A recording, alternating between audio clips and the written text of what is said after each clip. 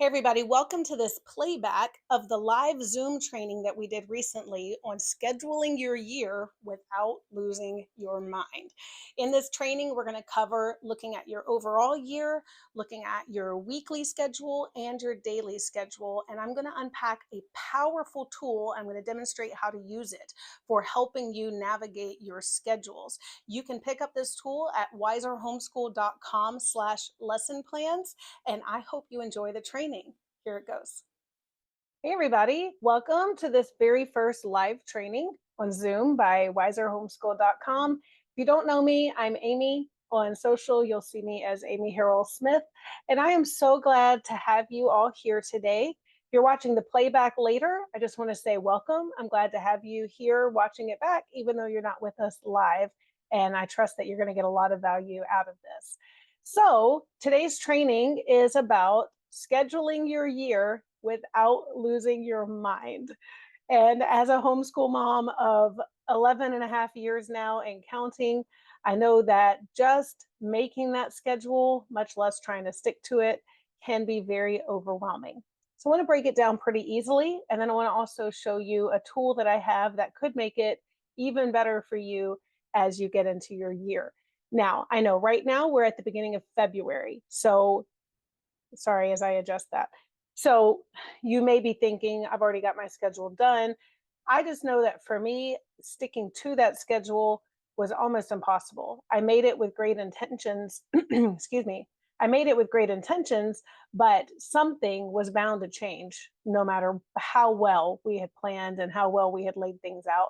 I mean, things happen, but that's also the beauty of homeschool is you don't have to stick to that schedule so rigidly. You have the flexibility that if things do come up, you can stop school for a couple of days and tend to whatever came up, things like that. So, I want to show you some ways that you can approach your schedule with a great overlook for everything, but also having that flexibility to adapt as you need to.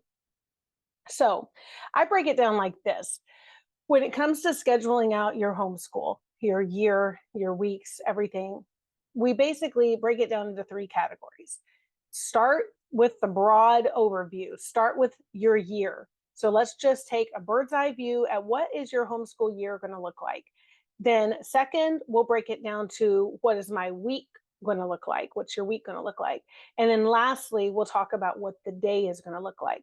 So, 1, 2, 3, year, week, day, right? Now, the good thing is with homeschool, you don't really have to break your year up into 9 weeks or semesters or anything. If you want to, you can. But that to me is just an added step that I choose to omit. So let's just start with the first step, scheduling out your year, the bird's eye view. So when it comes to what your homeschool year is going to look like, you have a lot of options on the table. Unlike traditional schools, you don't have to start your year in August and finish in May or June. You don't have to follow what's become kind of a traditionally accepted school schedule. You can choose what works for you. I know right now, early February, there are some of you who have just pulled your kids out of public school or out of a private school, and you're beginning to homeschool right now. And so a traditional school year may not make sense for where you are right now. Even if you want to adapt and eventually get there, it's just not where you're at the moment. You know, it wouldn't make sense necessarily to try to start homeschooling now and finish in May just so you can get back on track in August. Now, maybe depending on your circumstance. I'm not saying it's impossible, but for many people, it's we're already out of the box by the fact that we're starting homeschool right now, right? So just keep in mind that you've got the flexibility to set the year the way that you want it to go. I will share with you that when we first started homeschooling, we also were not on the traditional school schedule. We started in October. Is I think we were just kind of late to the party thinking about starting Reagan in education. And by the time we realized that, hey, maybe she's ready for some formal education, the schools had already started. The preschools, the kindergartens, they were already going. So we had looked to maybe insert her anyway. I mean, this was probably early September when we were first looking. So we weren't too far, behind, right? So it would have been feasible to still add her to one of those classes. But then as it became clear that homeschool would be the better option, by the time I did my research, made my purchases, got the curriculum, it was I think a week or two into October when we started.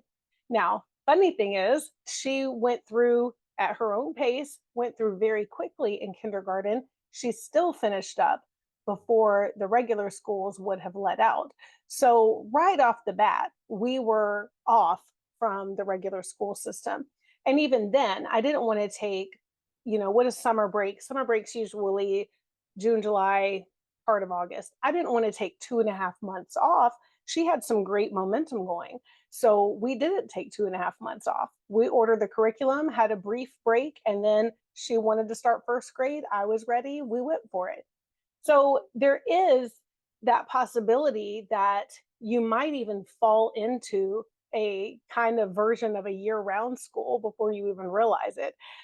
To be honest, I didn't know what we were getting into when we started. I didn't know when our school year would be. So the fact that you're even thinking about it on the front end lets you know that you're already ahead of the game. So when I say bird's eye view, I just mean broadly look, is it your desire to match the school systems?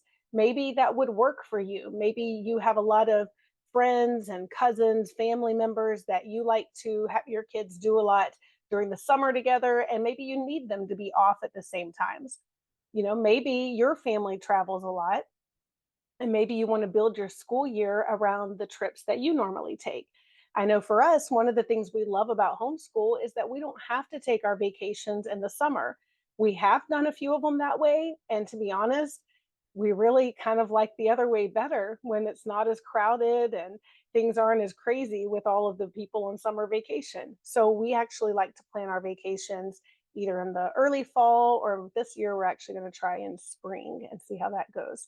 Not spring break, but when all the people are in school and we can go in between spring break and summer break. So there's always that. You can adapt your year around travel. If you go to see family over the holidays, things like that, you have tons of options available. I'll even say, just get your mind out of the box, okay? Give yourself the permission to think and explore and dream about what works best for you. Because some of the things that I've fallen into accidentally, I think might could be good options for some of you. So, for instance, we did something for quite a few years where we ran our school year from about February until November. And our goal was to finish up before Thanksgiving. Sometimes we'd even finish in late October. But we would shift the long summer break. Instead of doing a long summer break, we would shift it to the winter around the holidays. And it worked well for us for quite a few reasons. Now, first of all, I'm not just accrediting myself and my own genius to coming up with this. The way we fell into this was that at the time, our curriculum provider ran killer sales in January. So we would order our curriculum in January, start in February, and then be done by November. So I kind of fell into it just by trying to take advantage of some really great deals on curriculum. But then it made so much sense to us. So I was a worship pastor at our church for 18 years. So when we first started homeschooling, I was working full time, and then I transitioned to part time. And it's only been very recently that I haven't been working at all outside of the home.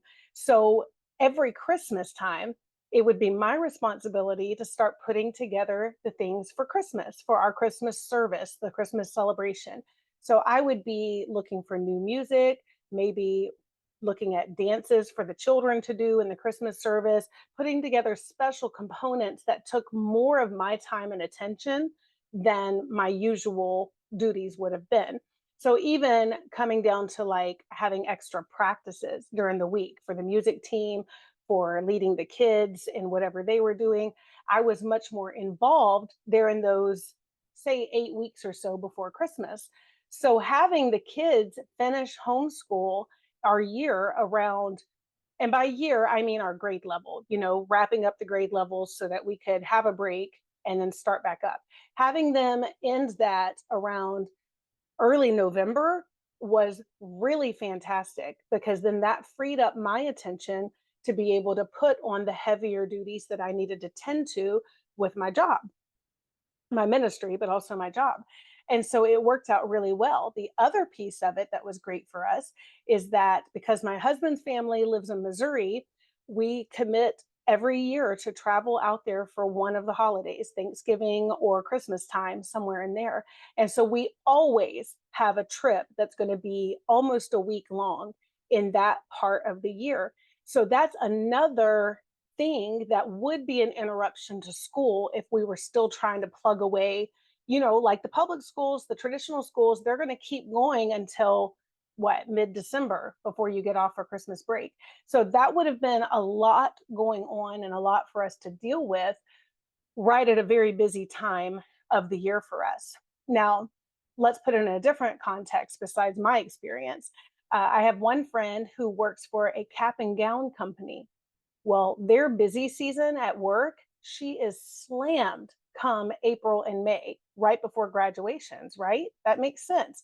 If you're a CPA or if your spouse is a CPA, you already know when your busy season is going to be, those couple of months leading up to April 15th are nuts. They're crazy.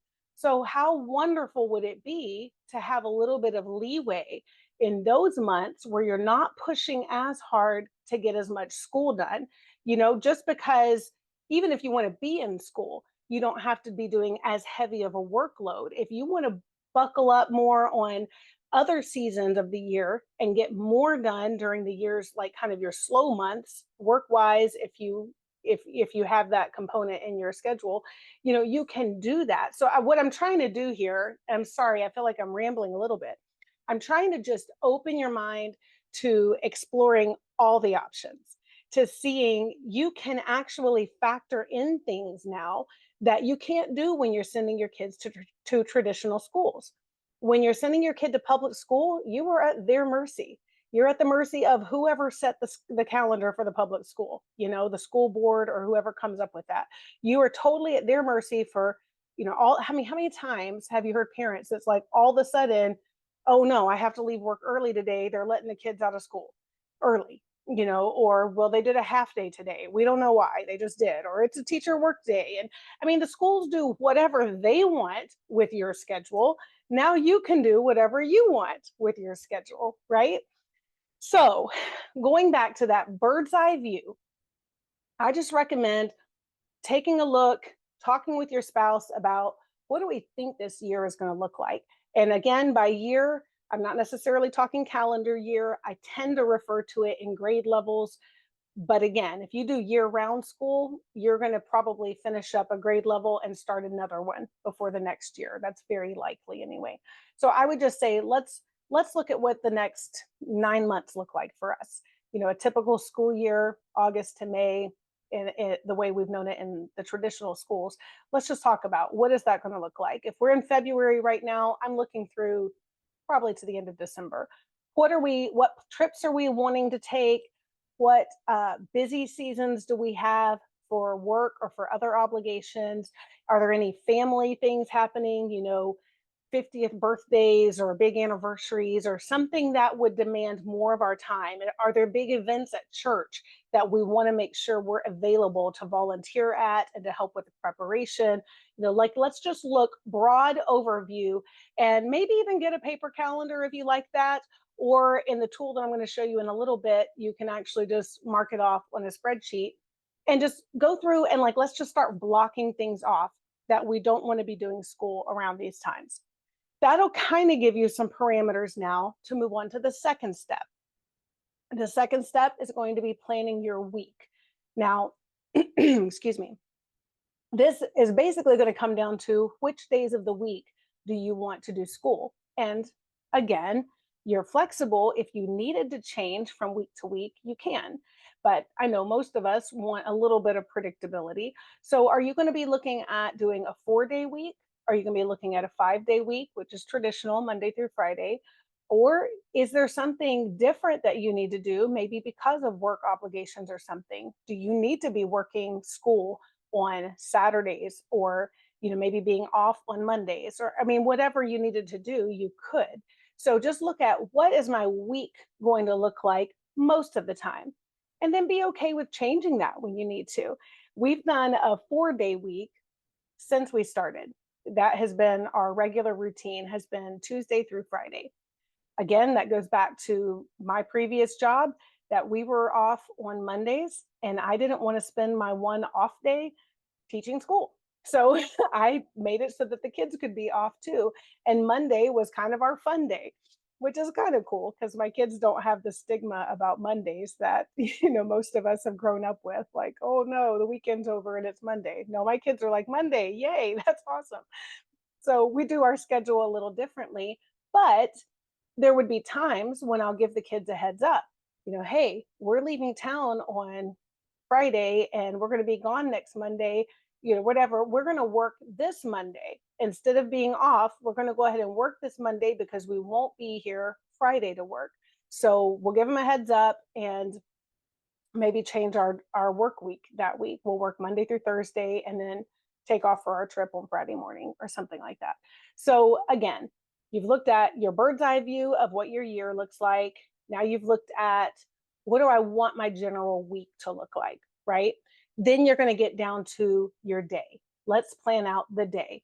Now, I am not a very good scheduler in terms of sticking to a schedule. I am awesome at making schedules. I can make schedules all day long, but sticking to them, I'm not really great at.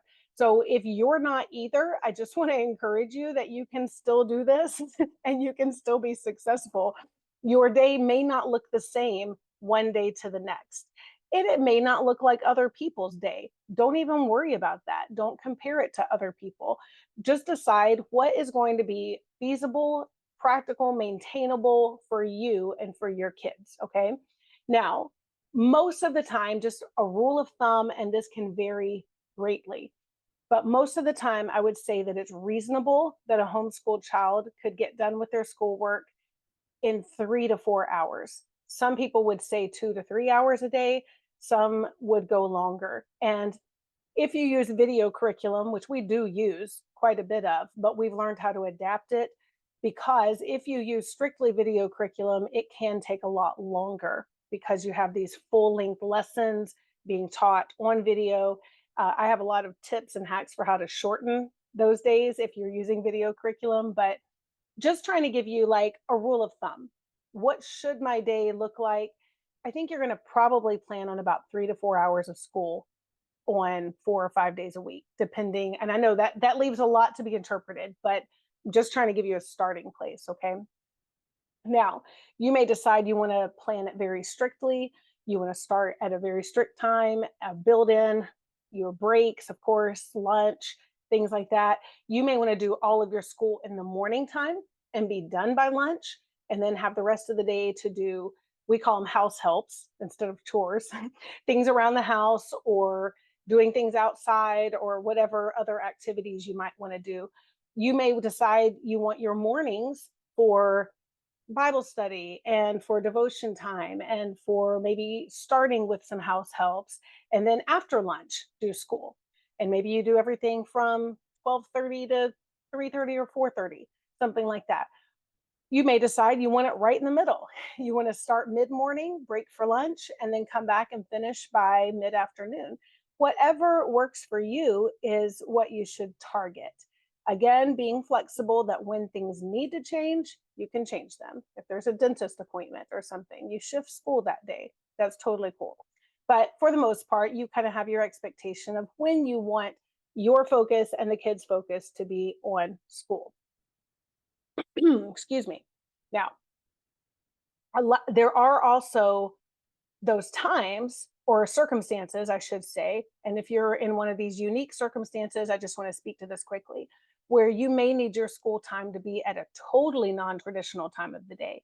I had a friend who, or I have a friend, but I don't know if they're still doing it this way, but I know that they were. They were doing their schooling with their daughter in the evenings because both the parents worked full time jobs and they weren't available to teach her during the day. So they did their lessons with her in the evening. And that's the schedule that they had to do, at least for the time being, just to be able to make homeschool work. So if you're in a position like that, go ahead and give yourself the liberty to schedule your week that way if you need to. If you need to do it, just do it. Make it happen so that you know that your child's education is being taken care of the best you can, even if you have the goal eventually of shifting more to a traditional schedule. Now, I want to get to the topic of lesson plans.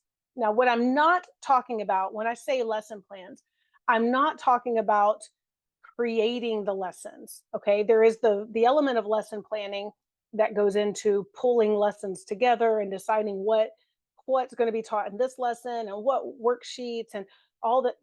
Curriculum does that for you. Okay, and I personally don't see any reason to reinvent the wheel. There are so many good products out there. We use BJU Press and we love them. We have used them since day one. I recommend them to anybody who's looking for a recommendation. I love BJU Press. I actually had used BJU when I was in private school as a kid. So I was already kind of familiar with the name. And I just remembered like their books were the most colorful, and I liked their books. I liked their textbooks better than the other ones that our schools used at times. So anyway, I was already familiar with the name, so it rung a bell for me when we started looking at homeschool products, and we really, really like them. So there's a plug for that. If you want to check them out, it's bjupresshomeschool.com. Now, the lesson plans, the planning of the lessons is already done. When I'm talking about our weekly lesson plans, and you've probably seen me put some stuff out on social about this, I'm talking about scheduling when we're doing each lesson. Okay. So, as me as the homeschool facilitator, I need to put together a plan of when are we doing each lesson.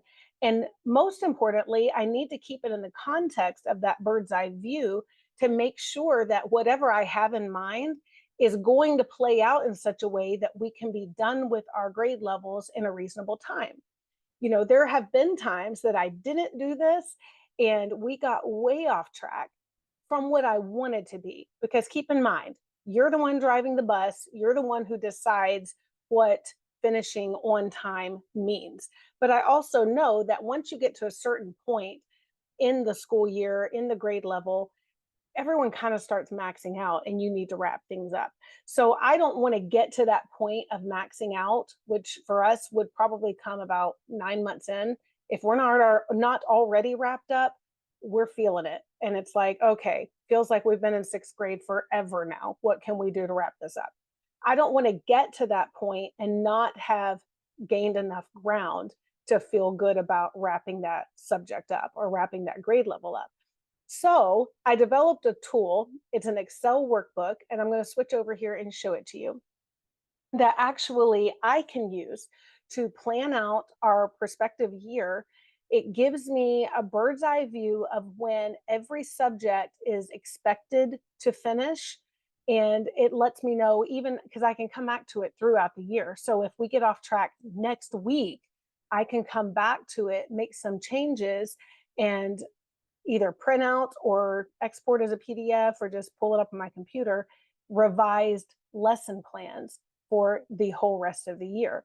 So let me switch over to Excel, and I want to show you how this works, because if it's something that could benefit you, I think that it could save you a ton of time.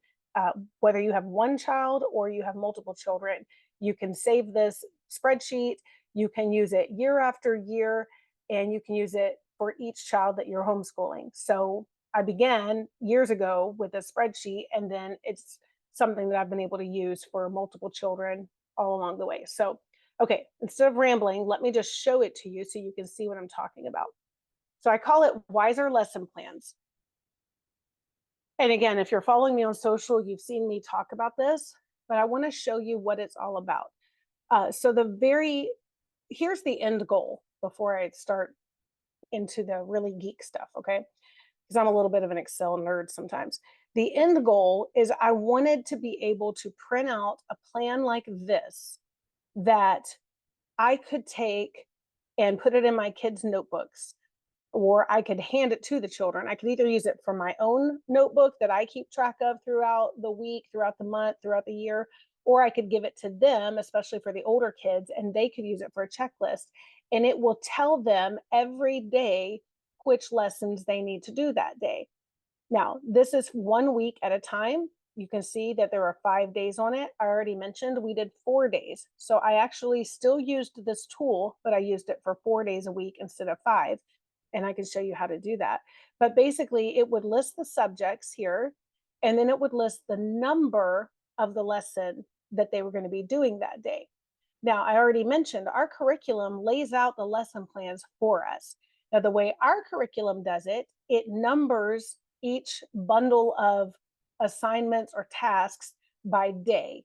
So it would say day one, day two, day three, and it goes through 180 days. Now, I know your curriculum, maybe they'll number it by lessons. And if it's a 1 to 180 thing or whatever number it goes to, a half a year would be 1 to 90. If you have a curriculum that doesn't number it that way, you could still take advantage of this tool simply by either printing out like a table of contents, or if you have some sort of guide that your curriculum gives you, if you can just assign a number, like let's say it calls it lesson 3.2, lesson 3.3, lesson 3.4. If you can go through your master list and just assign numbers to each one of those, just consecutive 1 to 180 or whatever, you can still use this tool and just translate those numbers over to your list. Let me show you what I mean by that. So you'll see down here that I have multiple tabs, and all of these tabs are the exact same as what I just showed you, other than the week is changing, the date is changing, and the assignment numbers are changing. And you can print up to 53 weeks, so over a full year of weekly lesson plans from these various tabs. What they are doing is they are pulling data from this master grid tab. And this is where I, as the mom, am plugging in all of my information that I want to be populated onto my lesson plans. So, to show you how to do that, the very first thing I'm going to do is take my own advice, this big red box. I'm going to save as before I edit anything. Okay. So, before I've done anything else, I'm going to save this as, and I'm just going to call it Wiser Lesson Plans Reagan 2024. I like to put the child's name, and I've obviously already done this for another training video. So I like to put the child's name and the year, because what I'm going to do is in a minute, not yet, I'm going to save as for each one of my children. I have 4 children, so eventually I'm going to have 4 files. I'm going to have Cole 2024, Isaac 2024, Miles 2024, and of course Reagan 2024. The reason that I'm not doing that save as for everybody yet is that I'm about to set that calendar, that bird's eye view that I was talking about. I'm about to set that here on the master grid first. And since my calendar is going to be roughly the same, if not identical, for all of my children, I don't want to do this work 4 times. I want to do it 1 time, and then I'm going to save. Okay. So first thing I'm going to do, I have this comment pinned here for people who haven't watched the video, but you have the advantage of watching it. So I'm going to hide that comment, which you just right click and hide it. And then the first thing I'm going to do is come over here and let's work on the calendar. So if, say, today is February 2nd, and let's say you're planning to start next week, okay? What you're going to want to do is you want to put the Monday date of whatever week you're starting. Say you're not going to start until Wednesday. You're still going to put Monday's date. So today's the 2nd, 3rd, 4th, 5th, right? And we're going to put it in this format, 02, 05, 2024. Now watch what happens below when I do this. Now it just revised all of the dates from this green box on down. It's beautiful. I love Excel. It does so much stuff for us. So now I'm not going to work the first 2 days, right? Because we said we're going to start on Wednesday. So what I'm going to do is I'm going to select, don't even worry about all of these headers right now. You say, well, those aren't the subjects we're doing. I know, you're going to get to that. Right now, just select the data beside Monday and Tuesday all the way across. And then what you're looking to do is just clear the data. Most computers, you can hit the delete button and it'll do that. And it'll turn it this kind of orangish color for you. Now, if you accidentally do it the other way, what did I just do? Sorry. Okay. If you accidentally hit delete, like this right click delete, and it gives you the pop up, my computer's going to spin now. Never does this. Probably because of Zoom. Okay, you've done the wrong thing. So cancel out of that. If you get this delete pop up, no bueno, cancel. You want to clear the contents. So again, usually by hitting the delete button, whether you're on a PC or a Mac, we'll go ahead and clear the contents for you. But if not, you can right click and hit clear contents. And that's what you're wanting. You're wanting the cell to stay there, but you want the numbers to go away. Now, if you notice, when I cleared the contents, it moved all of the numbers down. Okay, that's wonderful. This is the game changer of this worksheet for us, because what happens is it's defaulted to plan out 180 days for each subject. There is a way to edit that if you have a subject that's more or less than that, and I can show you that later on. But what the beauty of it is that as I'm planning my calendar, I can go down and I can see if we do one of each subject a day, wherever these numbers change to false, wherever we see the 180, that's the last day of that course, the projected last day. I can see that right now, if we work 5 days a week without taking any breaks, we're going to get done October 15th. Well, clearly that's not acceptable for me. I'm not going to work 5 days a week without any breaks to get done on October 15th. So that lets me know how I need to plan in between now and then to adjust things. For one thing, I already know I'm going to do 4 days a week. I'm not doing 5. So I'm going to come over here for every Monday. I'm going to highlight the data beside the Monday. And you can either do these like one row at a time, or you can hold down your command key for a Mac or control key for a PC, and it'll let you do multiple selections like this. And I'm just going to delete the data out of there. Now, do you see what it's doing? It's adjusting all the numbers. So 1, 2, 3, and then it's skipping 4, 5, 6, 7, skipping. So it's moving everything down to the next available day for me.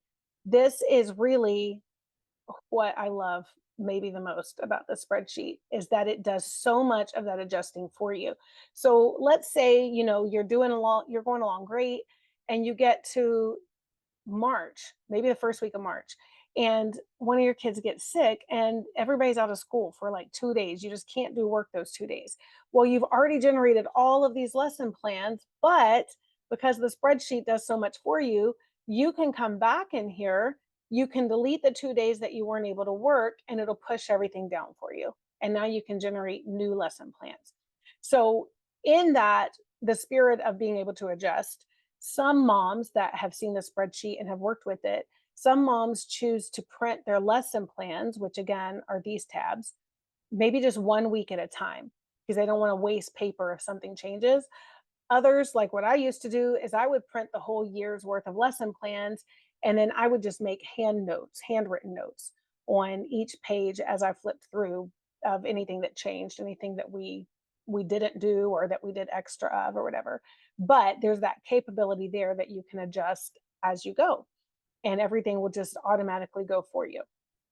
Now, for the sake of time, I'm probably not going to go through all of these weeks and take off all the Mondays, but I think you get the point. Okay. So now if I go down with just the changes I've made so far, I can see that any of these 180-day subjects, now they're looking at, okay, we're looking at November 1st. Okay. That's the projected end date. I haven't even put vacation in yet. So I'm going to want to go back in and find that. Let's say vacation is going to be the last week of May, and just clear that out. It shifts everything down. I can go back and see what our projected date is. So now we're looking at November 8th. We're still doing good for finishing before Thanksgiving, right? So you see how this tool is helping there. Now, the other thing is, if you're like me, you're probably not going to do one of every subject every day and finish all of these subjects at the same time. So what we like to do is what I call an ultra block schedule, and we will work on one or two subjects for several weeks and just knock those subjects out. And we really like riding the momentum of being able to do lesson after lesson while we're in that vein or that train of thought. and just get a lot of benefit out of that momentum. The kids enjoy that. So if I'm planning out that way, it's a little harder because I'm not going to just do 1, 2, 3, 4, 5. I'm going to be doubling up on certain subjects. Before I get ahead of myself, though, because I'm going to show you how you can do that with the spreadsheet. Before I get ahead of myself, once you have your calendar set, this is the part where you're going to save your file, and then you're going to do a save as for each kid. Okay, so once you have your calendar, like here's where our vacations are, holiday trips, days off, once you have all of these orange lines in that you want, go ahead and save it for the kid you're on, and then do a save as for each of your other children. Okay, now we're at the point where we can start editing for the specific child. So I'm on Reagan's, and I'm going to put her name here in the green box. I've got the year over here already, 2024. I've got the date set. So now I'm just going to plug in her subject headers. Okay. She just started 12th grade. So she is taking physics. I keep wanting to type chemistry. That was last year. She's taking government. She's taking economics. And then she's going to have, let's see, writing and grammar, literature, and I think that's it. She has 5 subjects, 1, 2, 3, 4, 5. And then she also runs a business out of our home. So I put that on as a subject because there will be days that I will give her time for her business instead of book work, because I feel like it's educational and it's training her for real life. And then she also does quite a bit of volunteer work. And then I don't have anything for these last 3 columns, so I'm just going to clear those out. Now, if they bother you, you can always select those and just right click and hide the columns, and then you don't have to look at them anymore. They don't really bother me, so I usually just leave them in there. Now, what you're going to see happened is when I click over to a lesson plan, all of my subject headings just changed. So, excuse me, the subject headings have aligned now with what I put in the master grid. Now you can also see, whoops, I clicked off. That, remember how I said we weren't starting till Wednesday? So it just defaults to zeros here. That's fine, no big deal. So it defaults to zeros, and then when the actual lessons start, you'll see numbers populated. Okay, and then you also see the weeks listed over here and your day numbers listed here. If you want your day numbers to change, I believe you can change them. Probably just have to, whoops, there you go. Probably just have to delete out those 2 and then start there. Because I did notice when we were over here, it had day 1 right here, and we don't want that to be day 1 because we didn't start yet. So, okay. So now you can see it has generated automatically lesson plans for all of these things. So you can see in week 8, we are on lesson 26, 27, 28, 29. That is the perfect world where we do one of every lesson or one of every subject every single day. I have never lived in that world. Okay. If you have, more power to you. You could be done now. You're good. For me, like I said, we do a lot of block scheduling. A lot of times it's the kids will do more than what I expected them to do on one day and less than I expected on another. So my lesson planning for a block schedule is going to be a lot messier. Okay. Now, here's where I'm going to show you how to manually override these numbers. It is going to mess with the formulas when we do that. Now, going back to what I said earlier, if you have a curriculum that doesn't lay it all out numerically, maybe they say, I mean, 3.2, lesson 3.2, that's still numbers, but it's not like as consecutive. So you're going to have to type that in, and then you're going to see false because now the formula doesn't know what to do with it. Now that you've got text or something non-traditional in this box, maybe I put do lab in this box. Well, that's great. That's still going to print over here for her to do the lab. You see right there, physics on Wednesday, do lab. But then the formula is messed up after that. All you do to fix that is put the next number that you want it to start with. So in this case, I overwrote the 1 with do lab. So I would put the 1 here. Then it's cool and it's happy again. It can go from there. If you're wanting to do multiple lessons of one subject, then you're just going to need to manually input what you want them to do. And then I mean, really, there's no way around it other than to keep going manual with it until you get to a point where you want it to pick up numbers, and then you put the number you want it to start with, and it goes from there. So you can see, like, maybe next week, maybe we're not starting all of our subjects. A lot of people do a soft start to their year, and I think that's a great idea. Maybe we're just going to start with like two subjects, but we're going to do a lot of them. So we're going to do physics and literature. And I'm deleting all of this out right now under business and volunteer, because I'll just put that in there. Like, I can put instructions for her to fill orders. Maybe she's volunteering in the church nursery next Wednesday night, that kind of thing. So you can see, we're going to do a lab. Obviously, all this is hypothetical because no physics class is starting out with a lab, I guess. And then we're going to do 3 lessons of physics Thursday and 2 lessons in the test on Friday.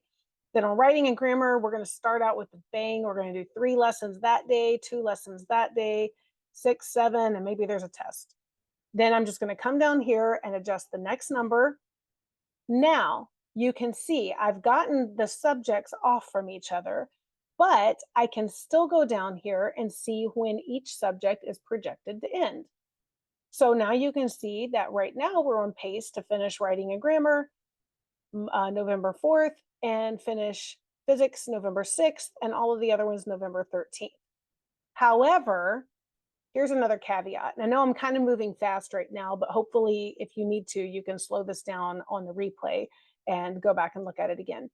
However, writing and grammar for our curriculum this year is actually only a 90-day course. It's writing and grammar for half the year and literature half the year. So we like to do one, get it done, and then do the other. We don't stagger back and forth. Some people like to do a chapter of writing and grammar and then a chapter of literature, or vice versa. Some like to do one day writing and grammar, one day literature. To me, that's just a whole lot of back and forth, and I don't do that. But what do I do for the spreadsheet now? Because actually, this isn't accurate. This is not a 180-day course. I'm glad you asked. So what I'm going to do is I'm going to select all of the cells under the subject that I want to change. I'm actually going to do this for both of these because both of these are 90-day courses. So I'm all about doing more with less time. So we're going to do it once instead of twice. I'm selecting all of the data underneath these 2 headers for writing and grammar and literature. Now, if you look up here in the formula, you'll see this less than sign 180. That is what we need to customize to whatever number of lessons or number of days that we're working with. In this case, each of these need to be 90 instead of 180. What we're going to do, we're not going to go through 265 times under each column and change that manually. That's what's not happening. We selected it. Now we're going to edit, find, and yours may say find, or it may say find and replace. You're looking for something that says replace. And what it's going to give you, and you can see where I've done this before, it's going to give you find what, you're going to type in the less than sign and 180. The reason you need that sign there is because you see these cells go all the way from number 5 down to 268.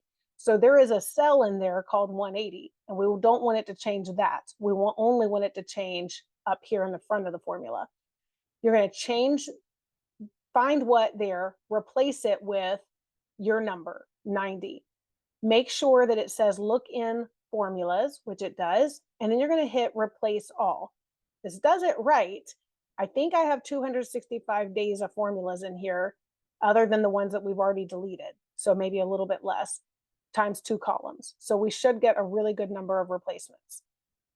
483, that's money. That's exactly what I wanted it to do. Close that out. Now, if you look down, now English or writing and grammar is finishing July 1st and literature is finishing July 10th. And now all of my lesson plans are going to be corresponding to everything that I just did. So that gives you a pretty detailed look at how a tool like this can help you in your planning. Trust me when I say it is so much simpler than trying to write it out by hand. If you feel that this planner can help you, I have it available for a one-time cost. It's on my website at wiserhomeschool.com/lesson plans. One-time cost, and you can use this spreadsheet over and over for your homeschool. I do ask you respectfully not to start sending the file to your friends and stuff. Please value what I have put into it and direct them to the website as well. If you feel like you know somebody who would benefit from it, I would be most appreciative of that. But your purchase, I am granting you the license with that purchase to use the spreadsheet for yourself, for your personal homeschool, for as many years and as for many children as you homeschool that you need to use it. So you are completely at liberty to do that. You will notice that I have not password protected or locked any of the cells, even on these sheets, which you shouldn't have to do any editing directly on these sheets, but you can. I wanted to make it completely customizable to you, that if you wanted to come in here and type things in, you can do that. It just gives you a warning label anytime you click on one of these tabs. Are you sure? This spreadsheet is designed to pull everything from the master grid, but if you purchase it, it is yours to do what you would like to as far as the cells and manipulating the data and all of those things. I've had spreadsheets before that I downloaded to use and then got frustrated because they had password protected everything and I needed to be able to edit it for myself. So I want this to be a tool that you can use on your own terms within the license that I'm granting you, of course. So I hope this has been helpful and has given you a really great overview. Let me go ahead and stop my screen here so we can look at each other directly. I hope this has been a really great overview for you of how you can just simplify scheduling. It's something that can be daunting and overwhelming, especially your first time or two doing it, but it doesn't have to be. Remember what I say, you're driving the bus. You get to decide what goes, when goes, how things go. So you make those decisions that are best for you. But with tools like this, when you get into it, if you find that you did something that you want to undo, you don't like the 5-day work week and now you want to go to 4 or vice versa.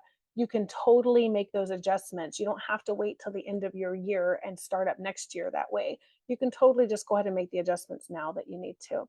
I hope this has been helpful. If it has, please share with others. But thank you for joining in. Thank you for being part of this. I'm excited for where we are and for where we're going as a homeschool community.